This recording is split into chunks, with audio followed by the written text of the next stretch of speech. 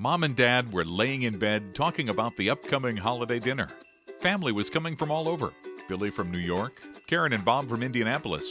Oh, and Aunt Tilly, of course.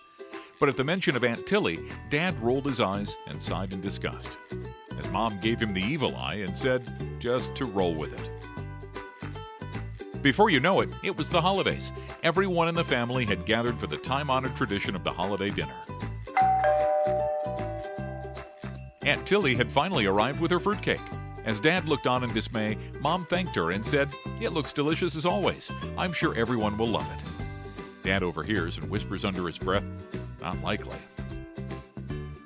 As the family gathered around the table, Dad started to say grace. Everyone had their head bowed, except for Daughter. She didn't even look up from her iPhone. Dad told her to put the phone down and bow her head. But Daughter remained defiant. She looked Dad dead in the eye and said, "I'm sorry, but I will not bow my head when there is social injustice in this world, and we will continue to live in a country that promotes social intolerance, bigotry, racism, and greed." A hush fell over the table. But then, Aunt Tilly, who was sitting next to Daughter, took action and smashed the fruitcake in her face and said, "I never liked these fruitcakes anyway. You all make me bring it every year."